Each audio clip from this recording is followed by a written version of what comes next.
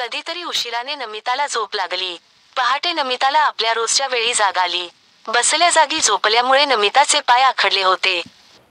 उठल्याबरोबर सर्वात आधी त्या खिडकीकडे बघितलं. तिथे काहीही नव्हतं. खोलीत कुठे शेवाळाचा साधा अंशही नव्हता. मग रात्री घडलेला प्रसंग, येणारा वास, विहिरीत काहीतरी जोरात पडल्याचा आवाज, नेमकं काय सुरू आहे इथे? नमिताच्या डोक्यात विचारचक्र सुरू झालं. पण बसून जमणार नव्हतं. शाळेत तर जायला हवंच होतं. त्यामुळे सोनू उठायच्या आधीच तिची तयारी सुरू झाली. रोजप्रमाणे डबा आणि नाश्ता बनवणे होईपर्यंत सोनू ही तिची तयारी करून आली होती.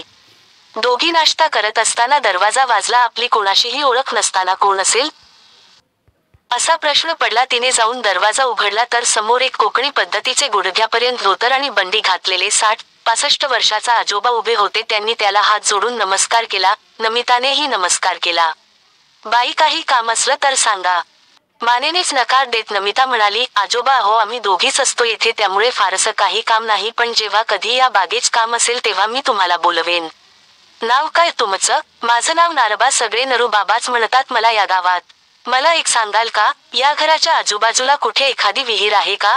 नाही, मी तर ह्या रस्त्याने कायम येतो जातो. मला कधीच इथं विहीर कुठेही दिसली नाही का? पण नाही, सहजच विचारलं. मी काय म्हणतो बाई, तुमच्या बागेत फार पालापाचोळा साचला आहे. तेवढाच जरा साफ केला तर.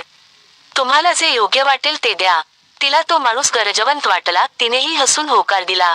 पण हे बघा, मी आता शाळेत निघाले आहे. ते थेट संध्याकाळीच येईल. तोवर तुम्ही बाहेरच सगळं आवरून घ्या. जाण्याआधी पैसे देऊन जाते मी तुम्हाला. चालेल, नारबा हसत म्हणाला. नमिता आत गेली. सोनूचं आणि तिचा आवरून निघण्याआधी तिने नारबाला 50 रुपये आणि नाश्त्यासाठी केलेले पोहे दिले. त्यांनीही हसन ते स्वीकारले.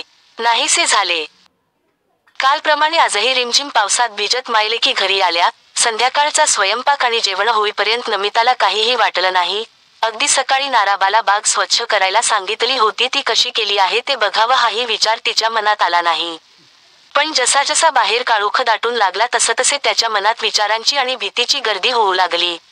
दोन्ही बेडरूम मध्ये झोपून बघितलं तेच अनुभव. आज काय करावे?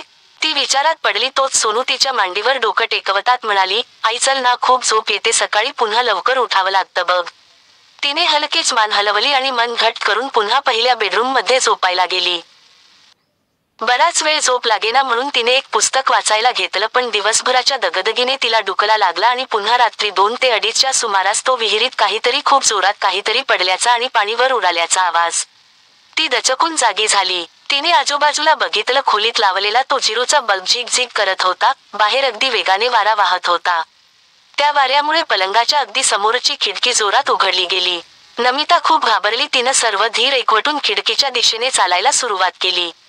ती खिडकीजवळ पोहोचतात अगदी सरळ काहीतरी तिथून दुसरीकडे गेलं. नमिता घामानं ओली चिंब झाली होती. ती उरलासुरला सर्व धीर एकवटून आवाज देत होती. पण तिचा आवाज तिथे फक्त त्याच्यापर्यंत पोहोचत होता. कालप्रमाणे तेच मांजरीसारखे लकाकणारे डोळे तिच्यावर रोखून नजर ठेवून होते. हाताच्या पंजाला असणारे 3 टोकदार बोट, भले मोठे सुळे आणि लपलपती लाल भडक जीभ. न माणूस न जनावर असते काहीतरी नमिता समोर होतं. नमिता जणू पायाला खिळे ठोकल्याप्रमाणे त्याच्याकडे बघत होती. खिडकीपासून दूर व्हावं हेही तिला सुचलं नाही. तिनं खिडकीचे गजघट हातात पकडले. ती त्याचं निरीक्षण करत होती. तोच ती आकृती अगदी वेगात समोरच्या नारळाच्या झाडावर ही करत चढत गेली. जाताना त्याच्या रखरखीत आवाजात तिला काही शब्द ऐकायला आले. हे परत ये, आपल्याला जे हवंय ते आल आहे इथे. हसण्याचा घोगरा आवाज शांतता चिरत तिच्या कानावर येऊन धडकला. आणि तोच 2 शेवाळलेल्या पंजांनी तिने खिडकीच्या गजांना धरून ठेवलेल्या हातांना घट्ट आवळले. बर्फापेक्षाही थंडगार, शेवाळाचा गुळगुळीत किळसवाणा स्पर्श. जोरात ओरडाव या गोष्टीचे ही भान तिला राहिलं नव्हतं. कारण ते फक्त हातच होते शेवाळलेले. समोरची आकृती आता